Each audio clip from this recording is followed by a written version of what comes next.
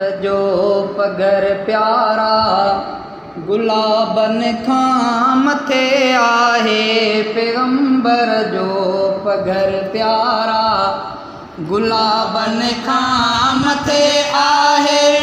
मदीने शहर जो पैनू नवाबन खां मथे आहे। पैगंबर जो पगर प्यारा गुलाबन खां मथे आहे। पैगंबर जो पगर प्यारा गुलाबन खां मथे आहे।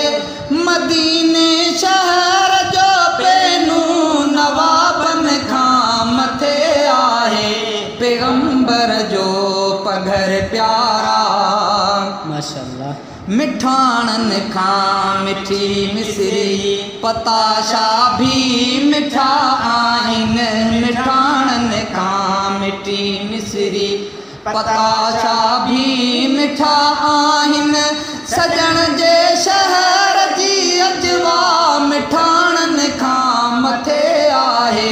पैगंबर जो पगर प्यारा गुलाबन खां मथे आहे। पैगंबर जो पगर प्यारा गुलाबन खां मथे आहे। मदीने शहर जो पैनू नवाबन खां मथे आहे। पैगंबर जो पगर प्यारा हज़ारें दायूं दुनिया में दुनिया जा ॿार पालिन थियूं। हज़ारें दायूं दुनिया में दुनिया जा ॿार पालिन थियूं। हलीमा दाई दिलबर जी हदाइन में मथे आहे। पैगंबर जो पगर प्यारा गुलाबन खां मथे आहे। पैगंबर जो पगर प्यारा दुनिया जे बादशाहन जा हुजन भल सोन जा बंगला। दुनिया जे बादशाहन जा हुजन भल सोन जा बंगला। मदीने जी कच्ची कोठी हा बंगलन खां मथे आहे। पैगंबर जो पगर प्यारा गुलाबन खां मथे आहे। पैगंबर जो पगर प्यारा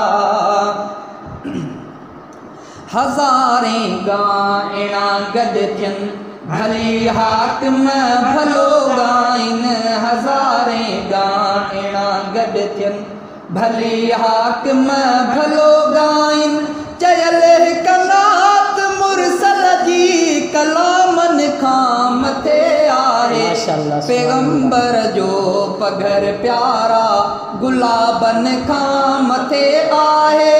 मदीने शहर जो पैनू नवाबन खां मथे आहे। पैगंबर जो पगर प्यारा